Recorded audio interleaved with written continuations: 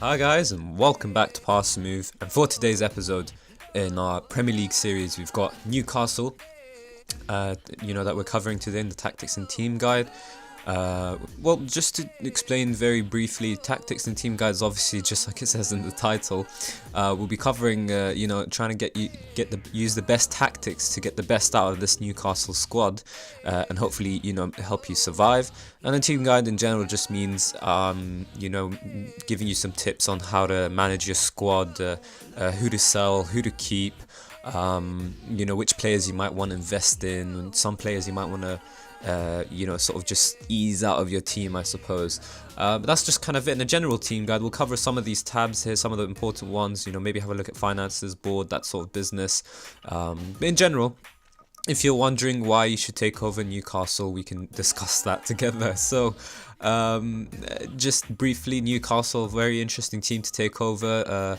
They used to be in the Premier League and then they weren't, and then now they're back again, but there's not really too much high hopes. So just to give you an idea of what's been going on, they were second in the Premier League in the 1996 Premier League season. So you do want to try and hit those hopes, those high aims or high hopes again.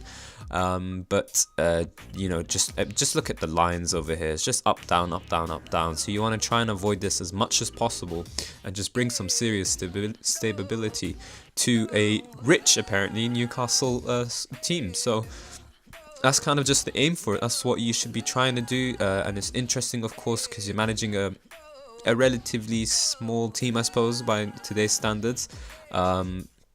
Who have gone through some recent turmoil but have plenty of money. They're willing to spend it as well, you can definitely add to their history. So just 4 Premier League titles, and the last one was back in 1927. Another challenge for you to try and set for yourself. Getting a League Cup will be interesting too, because apparently you've never gotten one. You've won the Europa League by the looks of it. Maybe you could aim for Champions League titles as well, but obviously step by step. The first thing you want to do is try and get yourself up.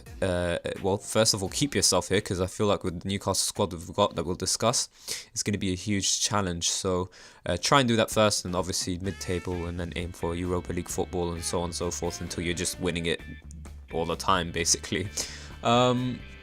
That's just a brief history. In terms of actually getting into the episode, the first thing I like to do is actually just have a look at my staff and see which staff members I can actually trust.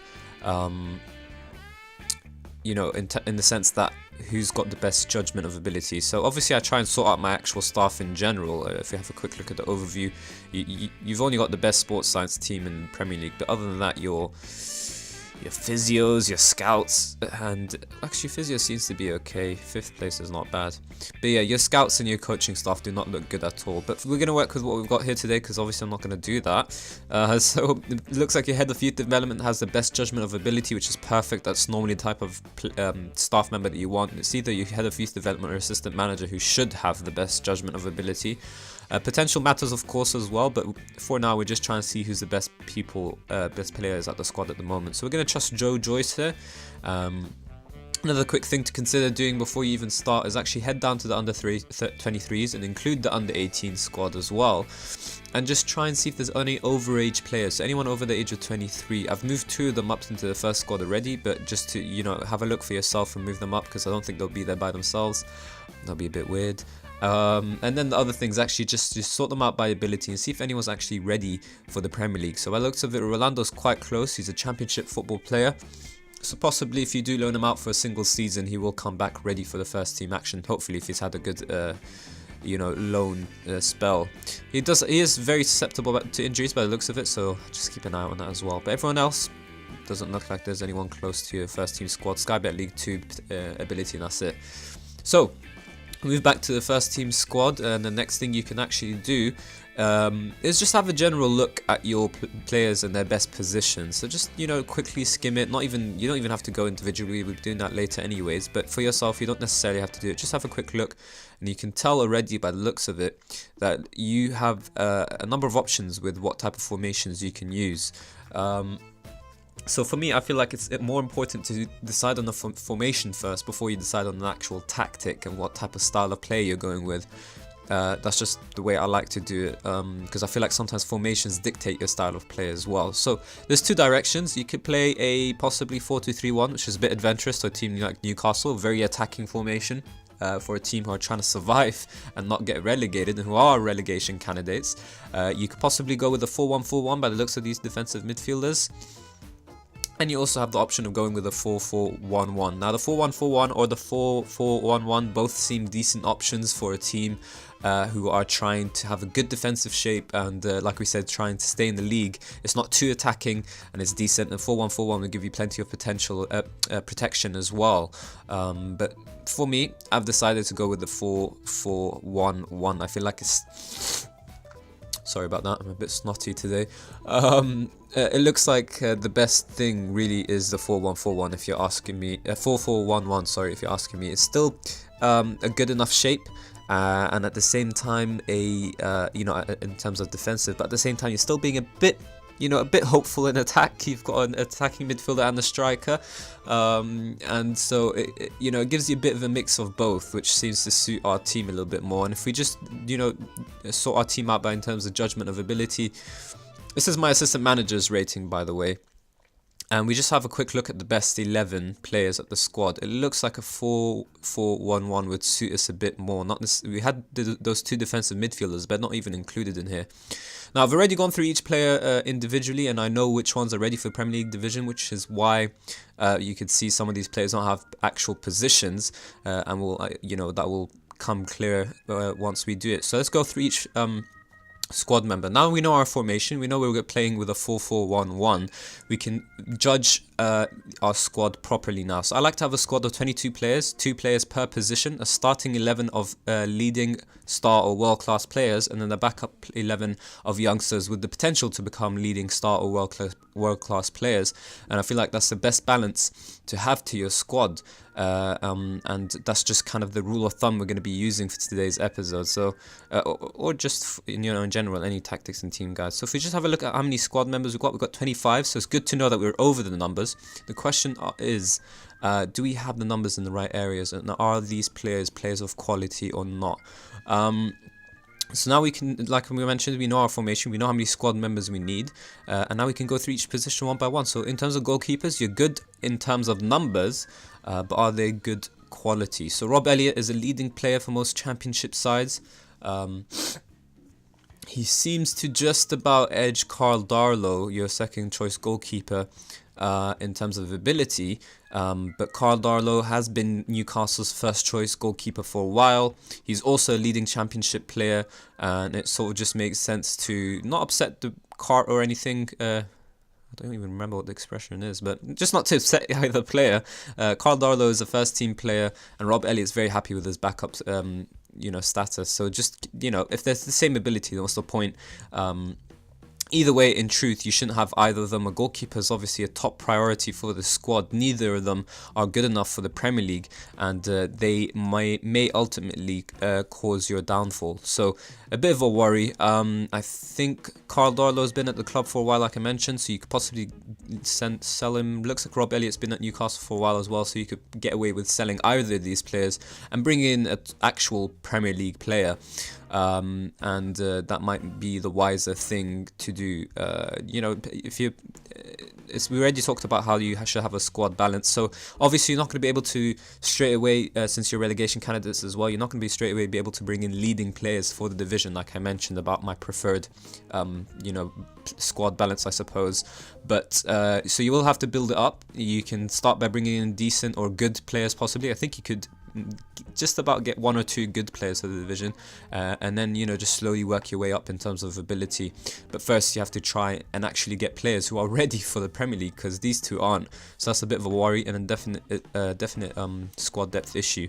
Right backs, you've got 3 of them: Jesus Gomez, Javi Manquelo, and DeAndre Yedlin. So like I mentioned, you've got the numbers, and the question is, are the numbers in the right areas? It looks like you got 3 of them, so that's not good enough. One of them already listed in terms of the game, but let's have a look at whether there's good enough quality in these fullbacks. So Jesus is leading championship player, susceptible to injuries as well. That's a bit of a worry.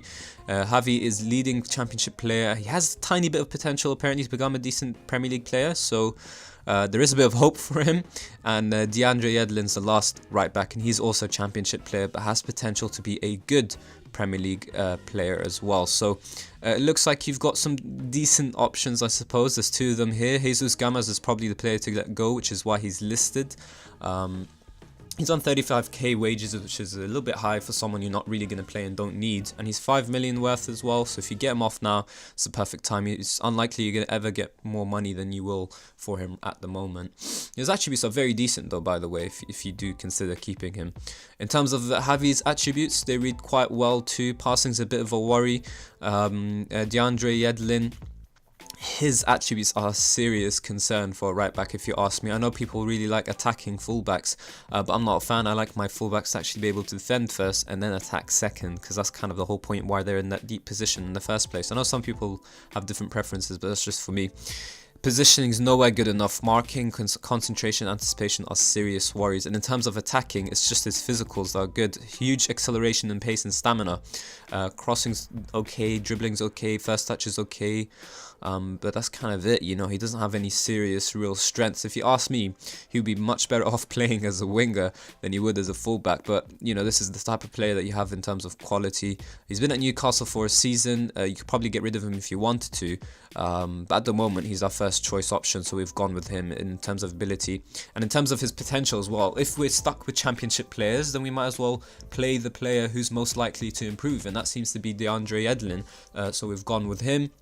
And you can have Javi as a backup. But again, two positions here, goalkeeper and right back, where you do not have good enough players for the Premier League. So it's a concern. It's not just a squad depth issue, it's an actual starting 11 issue. Neither of these first team players here are actually good enough.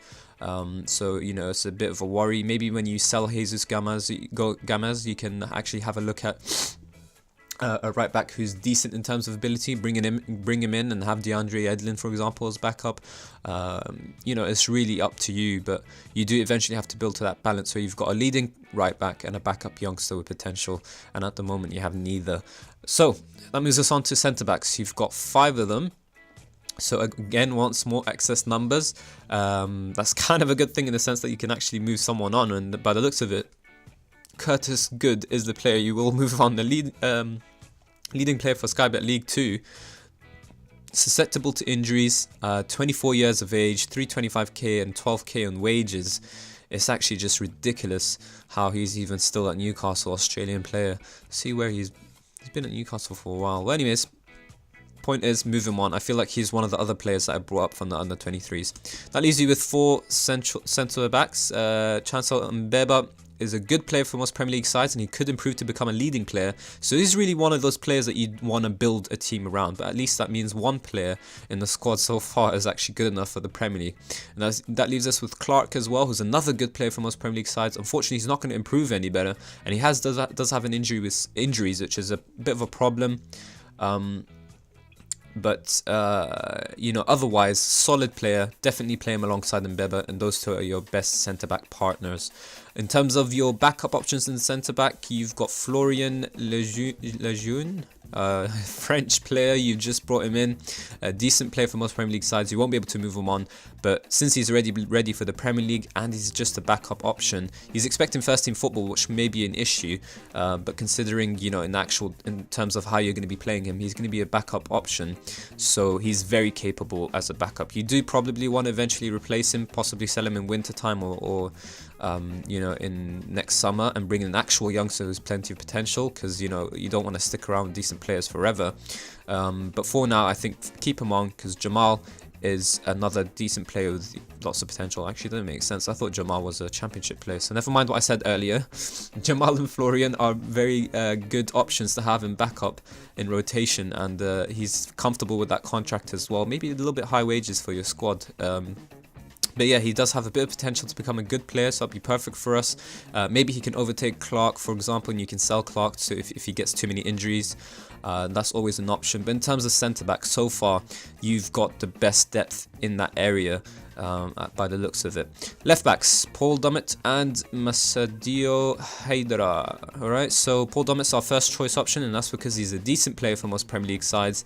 You do want to eventually obviously replace him with a better player, but for now he'll do for the squad at the moment. There's other areas of concern, like we mentioned, the right back and goalkeeping departments don't actually have players who are ready for Premier League. So at least here you have a player who's ready for Premier League. Haidara is a good player for Sky Bet Championship sides, and he's susceptible to injuries. It's a bit of a worry. He could improve by a slight amount, but the likelihood is, because there's no real judgment of his potential ability, my bet would be that he is just about going to improve to a leading player for most championship sides. So that doesn't read too good. You'd be better off selling him 4.2 million and 20k. He's been at Newcastle for a while, so you will be able to move him on, and you would do better with investing that money in a young left back who has potential to overtake Paul Dummett, and that would be better. But in terms of the starting 11, at least you've got a left back and you've got 2 centre backs, and that's kind of good enough, I suppose. Central midfielders, you need 4 and you've got 5. Jack Colback, Isaac Hayden, Henry Saivat, Jonjo Shelvey and Mikel Merino are your central midfielders. Now the first team options we've gone for are Shelvey and Merino, but in terms of ability it's really just Shelvey. 4-star rating, but then apparently Joe Joyce rates him as 3.5 stars. That's probably a little bit more accurate if you ask me. He's only considered a decent player for most Premier League sides, but he'll do for the season, and I think he's your only midfielder who actually has any real quality. Mikel is a championship player, and he is our starting 11 player because it just kind of made sense, sort of like the right back spot. If you're gonna, if you can't improve in that area, and if you're forced to play someone there who's not ready for the Premier League, then you might as well make sure it is the player with the most potential, and that is Mikel Merino. So we've partnered him alongside Jonjo Shelvey, and that made the most sense. But yeah, you could definitely sell one of these players. You've got Colback, for example, who you could possibly move on. He's just a championship player, won't improve anymore by the looks of it. 27 years of age, 6.5 million and 35k wages. You would do better off without him. Isaac Hayden is a player who's a championship player but has potential to be a Premier League player, so maybe don't just move him on just yet. If you did want to be heartless, you could send him on loan to a championship club and bring in a loan player who's ready for the Premier League just for the season, and hope that Isaac comes back ready for the Premier League next season. That way that kind of works out for itself. But if you ask me in terms of just straight out selling one of these 5 players, since you only need 4, it looks like Henry and who is it? Jack Colbert are the ones that you're going to be fighting out for selling. But at least Henry's a leading player for championship sides. Jack is just a good player for championship sides, so maybe you should sell Jack by the looks of it. But he's an English player. Henry's just a Senegalese, so that's a bit of an issue. But in terms of our tactics, I feel like Henry might suit us a tiny bit more. He is obviously a leading player, so he's not an ideal backup player, but he is better than Jack Colback. But he is wanted as well, so these are the kind of decision makings you need to make. But definitely you have excess numbers here, in the same way that you have excess numbers in the centre back and right back position. So if you did move those players on without actually trying to invest in other areas, you already have a bit more money than you would have at the start of the season, and you can use that money to bring in other players. So I just want to mention, I forgot because I always mention this in all my episodes, do not, for example, sell Carl Darlow and then try and buy someone. Buy a goalkeeper first and then sell the one that you don't need. That way you're safe. You don't want to be selling off Carl Darlow, just as an example, and then the goalkeeper that you had in mind to bring in, you're unable to bring him in for some reason. He doesn't accept your contract. He re-signs his contract with his current club. He eventually just changes his mind. Any of that sort of business. And then suddenly you're short of numbers in the goalkeeping department. So for me, it's always invest first and then sell your players, and that way you're always safe. Obviously there are occasions where you do need to sell first, but just be 100% sure about the player that you're buying before you do that. But anyways, yeah, so that's also our at central midfield. In terms of the attacking midfield, you got Diame and Ayoze Perez. I thought Perez was a striker because he was in previous editions, so I was kind of thinking about going with a 4-4-2 because we do have 3 strikers here, and Perez would have made a 4th. But apparently he's been playing in attacking midfield for so long that he has turned into a natural attacking midfielder, and it kind of just makes a little bit more sense to play him in that position. But he is only the backup to Diame, and the reason is Diame is a decent player for most Premier League sides. He has a bit of a susceptibility to injuries, and he lacks a team ethic, teamwork. So it's a bit of concerns there, but he at least is, in terms of ability, he is good enough for the Premier League, and that's what we're aiming for at the moment.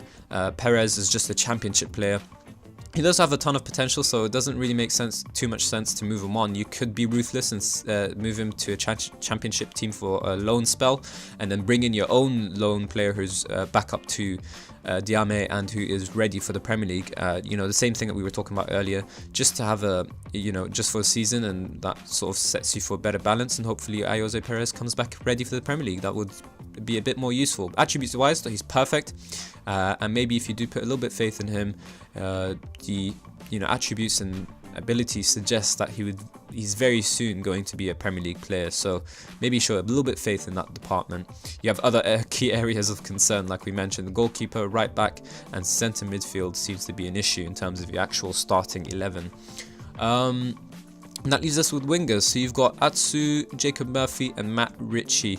The problem is you've only got 3 of them here, and you need a 4th. So definitely when you do move on those excess numbers, the first area you need to invest in is the left wing position. In terms of actual ability, Matt Ritchie is a good player for the Premier League side, so he's another player that you kind of want to build your squad around. We're going to be using him in a less familiar position, but he should be okay there. Jacob Murphy is a Sky Bet Championship player. Decent backup player, I suppose. He's English, he's got potential. The problem is, do you be ruthless or do you show some faith in him? You could go either way, but at least your first team option's secure, so maybe you could show Jacob a little bit of faith, but don't rely on him at all, if you ask me. But yeah, I mean, I don't think you should sell him either. You should probably send him out on loan and again bring in a loan player who's ready for the Premier League, and that gives you a little bit better of a balance, and hopefully Jacob can come back to you ready for the Premier League action next season as well. So that's your right midfield at least sorted in terms of numbers, but left midfield you just have Atsu. We're using him in a less familiar position but the same role, so he should be okay. You're going to have to retrain him, we'll talk about that a little bit more. But at the moment he's just a championship player, so he shouldn't be your starting player, but he is because he's the only available left winger. So your best bet is to actually invest, when you do buy a left winger, buy a player ready for the Premier League. Ghanaian international, and he is expecting first team football. 30k wages, valued at 14 million. You do eventually want to shuffle him out of your side because he is not good enough for the Premier League. But yeah, like I mentioned, you're going to have to invest in left wing position, so invest in an actual ready-made left winger who can be your starting 11. So 3 strikers, the question is which one of them goes. You only need 2, so in terms of ability, Dwight Gale is actually the most impressive, I suppose, or best ability in terms of the strikers. Decent player for most Premier League sides. Attributes, he's decent. He's probably best as an advanced forward, and that's how we're going to use him. But he's only expecting rotational football. He's on a bit of high wages for someone who's expecting that type of football. Mitrovic is a player with tons of potential, so you could possibly show some faith in him. He's a leading championship player, so he's very close to being a decent Premier League player. He has potential to become a good player for Premier League sides, so I wouldn't suggest moving him on. He's a Serbian international. The likelihood is that the Joe Joyce might be mistaking his ability a little bit by the looks of things. Very high wages though, 60k is the most I've seen so far, I think, if I'm not mistaken. And he's a very capable backup. If you wanted to once more be absolutely ruthless, you could send him out on loan to a championship club and bring in a loan player who is once more ready for the Premier League. Joselu though, leading player for championship sides, a bit of a strange striker to be honest. You do want to trust Mitrovic because he actually does have potential. Joselu doesn't, but I have a feeling that Newcastle have just invested in him, and that's true. They just bought him for 5 million, so you're not going to be able to move him on. Your best bet is to actually try and send him out on loan. Even that might be a bit of a struggle, but if you could do and try and maybe get someone secured to half of his wages or even none of his wages, as long as he's out of here because he's not going to get any game time, That is an option, or of course, you could send Mitrovic out on loan like you said, and then Joselu is the backup. But the strange thing is he's expecting first team football as well. So Gale, who's actually the only one who's good enough for your first team, he's the one who's not really expecting too much football, but he's the only one who's good enough. So it's so weird, but that's kind of the dilemmas you have at the moment. But yeah, that's your squad overall. If you ask me areas to invest in, at least Dwight Gale, for example, is good enough. Atsu's not, so left wing is a concern. Attacking midfield is not so much. Central midfield is another concern. Your starting 11 is not good enough. Left back's okay, centre back's okay.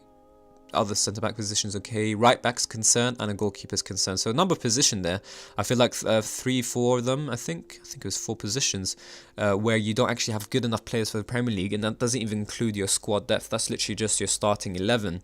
So you do have to worry about how you will perform in the Premier League this season without good enough quality. Competition-wise, oh my god, I can't believe this. I was actually expecting put in an impressive fight against relegation, but for some reason the board are expecting mid-table performance. So good luck taking over Newcastle. You'd have to be a bit of a madman to try and do it, and a bit of a genius to actually pull it off by the looks of things. Really though, you are relegation candidates, and I think the season preview would say the same. Nope, okay, I think I'm officially insane then. 15th is the position they are expecting you to finish. And if you ask me, they're just as bad as Brighton and Huddersfield and Burnley. We've covered all these teams, Swansea I think as well, Bournemouth. We've covered them before, so... Actually, I don't think Swansea, but we did cover Bournemouth, Burnley, Brighton and Huddersfield. And Newcastle's just as bad as any of them. But yeah, a bit of a miracle job, and it makes the challenge of taking on Newcastle even more interesting. But anyways, so let's finally get to it, our tactic. So 4-4-1-1 is the one we're going for. It's the assistant manager's recommendation as well. Sometimes it does make sense to listen to your assistant manager, only sometimes. But yeah, it's what we're going for, and this is how we've got our players playing. So we'll talk more about it, but let's just talk about our general style of play. What we're looking to do is actually play possession type football. I feel like I've covered this a couple of times, but a possession type of football is actually less risky than most people believe it to be. So that's why we're playing with a counter mentality. If you're playing with control or attacking, you're playing very high risk football, and so you're less likely to be able to keep onto the ball. A 4-4-1-1 is kind of suited to a possession style of football because you have a strong midfield, and players are close to each other as well. A 4-1-4-1 or even a 4-3-3 would make a little bit more sense for possession. That's why Barcelona played in that formation. It all ties in together. So we're playing with a counter mentality in that sense, and because the formation kind of helps with the style of play, we've gone with possession because we have players who are quite creative and good on the ball by the looks of it, in terms of the roles at least, and at the same time it's a defensive formation and a defensive mentality too, so it kind of ties everything together. I would have loved to play the standard 4-4-2, but the team's not suited for it, and we don't necessarily have the players for it either, a target man or that sort of business. So we've gone with this, and this is the closest thing we can get where we can try and get the best out of the players and get the best out of the tactic at the same time. Team shape is structured just to give us a bit more solidity, but it's also because I'm a type of manager who doesn't like too many team instructions. So even though we're playing possession football, you might not necessarily be able to tell that through our instructions. Just the three of them, shorter passing, work the ball into the box and dribble less. I feel like if you're the type of manager who likes to have not too many team instructions, then playing a structured team shape kind of makes more sense. When you play a structured team shape, you let the roles do the jobs, and that's what I like. And when you're playing fluid, the whole team attacks and defends together. So if your team's doing everything together, then it makes sense to have a bunch of team instructions to tell them what to do together. And yeah, normally, to be honest, I'd only have counter and shorter passing, but unfortunately for us, some of the players' roles don't suit too much. So in terms of possession football, you want to risky passing is not too much of an issue. The things that you're trying to avoid are players who dribble too much and who cross too much. So a winger, for example, dribbles too much, an inside inverted winger, dribbles too much. Even the advanced forward dribbles a lot. Thankfully, an Enganche stays still. Enganche, I can't even know what it is, but Enganche, let's go with that. They don't dribble too much, they don't close too much, you know, you're looking for players who don't dribble, who don't shoot, and who don't cross too much. So advanced forwards helps with that, deep line playmaker helps with that. Creativity is not an issue, we've got plenty of players for it, and that's kind of it. So maybe things that you need to look out for: you have to be concerned about opposition teams who play with attacking midfielders, because they can exploit this space. This is one of the good things about this new FM setup. Another thing that you might be concerned about: a deep line playmaker is your holding midfielder. He is playing on support, which is a bit maybe too attacking. But on support, they still do hold their position, so you could still get away with it. But if you are very concerned, you can play with a deep line playmaker on defend duty. It's just to try and bring out the best out of Marino, to be honest, because he's, in terms of positioning, he's very poor. So playing on support doesn't necessarily use that attribute too much, so he should be better off as a support player instead. Advanced playmaking central midfield isn't the best thing, of course, considering your deep line playmaker is a bit expressive, so to speak, but it does bring out the best out of Shelvey as well.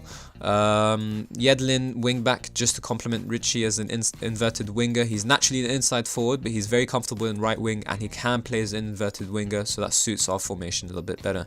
Atsu's a winger naturally, like we mentioned, but he will play as a winger in a deeper position. Once you retrain him there, he should be fine, and he should be able to perform just as well anyways.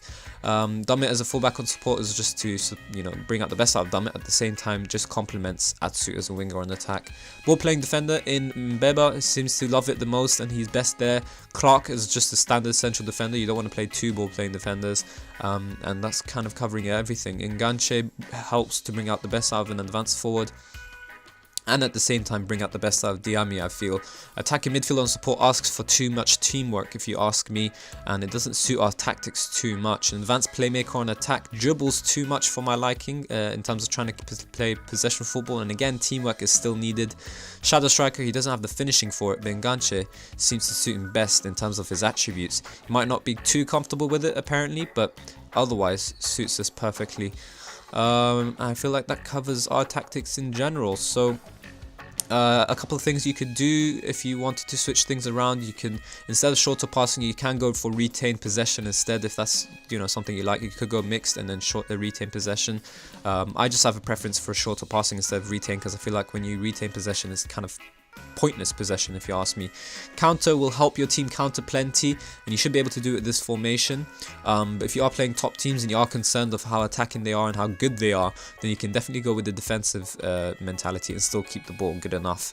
And that's kind of it. That's just the general thing. If you're asking me how you would eventually build your team, you know, because obviously this is just for the team that you have at the moment, but if you're trying to play possession football and eventually build it, you need to build towards a certain tactic. So obviously formation is not the best. If you ask me, 4-3-3 might be a better bet.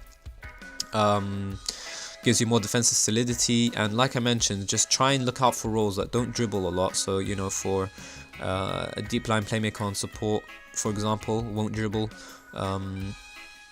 Even on attack, possibly. Advanced forward dribbles too much. Target man doesn't, he even dribbles less, so that kind of suits you a bit more. But we're playing possession football, so we don't want, you know, our players lumping it towards the target man. Poacher seems to be decent, but you do want to look for someone who's kind of trying to hold the ball up. A complete forward on support doesn't necessarily do that. Maybe defensive forward on support seems to make the most sense. Doesn't dribble too much, holds the ball up, and even closes down hard. Trequartista dribbles too much, and a false 9 might be a decent bet as well for your possession football. And you can kind of just do that all round with all the different tactics and roles, and just try and find players who don't shoot a lot, who don't dribble a lot, and who don't cross a lot either. And that's kind of the aim. Just, you know, trying to save as much time as possible. So team report, your weaknesses are midfield depth, transfer budget, work rate, teamwork, and overall depth. So I'd agree 100% with overall depth. I don't think teamwork's too much of an issue. I feel like this is only happening because of Diame. Work rate, maybe that is a bit of concern, but you can definitely improve in that because some of the players aren't even good enough for your squad. Transfer budget 10.75 million doesn't seem too bad for a team who just made it to the Premier League and who have spent a bit of money. Lack of midfield depth is definitely an area of concern, like we mentioned. Staff, improve your staff, that's not even a question. Training, I like to have it on a balanced and high intensity during pre-season, but average intensity during the season. Match tactics, I leave it as is, or match preparation rather. I leave it as is during pre-season, and then when the season actually starts, I just follow whatever advice my scout tells me. Schedule. Your friendlies are not good enough if you ask me. A couple of American ones there which seem okay, but otherwise you could possibly do better. It looks like you're going on tour for a while, so you know, maybe my initial thoughts aren't too great. I mean, the quality of opposition is not amazing, but maybe a tour would bring in some money for your team, so maybe that's okay. Leave it as is. Obviously next season you can sort it out. You've got a decent number of friendlies there. I feel like 6 friendlies is always good for pre-season. Competitions, we already talked about Premier League expectations. FA Cup, you should be able to get to 5th round. You enter in the 3rd. League Cup, give it your all. The League Cup, you enter the 2nd round. You only expected 4th round, but if you win the League Cup, you get Europa League football, and that would be incredible, even if you do get relegated. Even more if you get relegated, to be honest. Scouting, it's been revamped, so you can definitely do everything the way you like it, but for Newcastle, you want to try and invest as much money as possible into your packages. Try and get world packages for both your youth and senior, scouting budget, and try and invest in the scouting budget a bit more than you would in other seasons. In terms of the board, though, I think they do let you, so there's no restrictions, but so that should be good enough. Transfer budget, I think we just went by. We already talked about the club history and whatnot. So you have £10,757,485. That's very specific. And wages, about 40k wages to offer anyone that you bring in. But if you ask me, I like to have things in the middle, leaning towards transfer budget, so you kind of have more like 6.5 million to spend, and that way you do have a little bit more wages to deal with in terms of investing. So it's not good enough to invest in the 2 areas that we mentioned, where there was some concern, where you lack numbers, a left wing position, and what was the other position? I think it was literally just the left wing position that you were short of numbers, isn't it? Am I forgetting someone? Right back's fine, centre back's fine, left back's fine. Midfield fine, right wing, attacking midfield. Yeah, it's literally just attacking midfield, so you might get away with that for just your attacking midfield, especially if you're selling those excess number players that we talked about. Mike Ashley's looking to sell the club apparently, so maybe you'll be better off with that without that management. You've got a bunch of staff members or staff areas that you need to invest in as well, so do that too. Finances, though, you've got 18 million, so bear that in mind. You spend 6 million, you'll only have 12 million in the bank after, so be careful. Even worse if you do use the full transfer budget of 10 million. Projections, though, will read very good. 50 million, TV money will kick in, your balance will be about 50 million too, and so on and so forth. It'll improve turnover, all that sort of business, so it looks like it'll be decent. Debts and loans, though, it is a bit of an area of concern, because the gift loan is 129 million, and if he's looking to sell, you're gonna have to pay that back. But I think the next owner will deal with that, I suppose, or maybe he'll be put in debt for it. I have no clue, but just keep an eye out on your finances. Basically, it's a bit weird. The financial status says rich. That's kind of it. Under 23s, maybe we can have a quick look at the youth squad players to look out for. We already talked about, in terms of ability, the only player who's close to is Aaron's. Maybe these loanees, when they come back, are good enough. No, not by the looks of it. Both championship players. Potential wise, though, it looks like Rolando Aaron's is your best bet.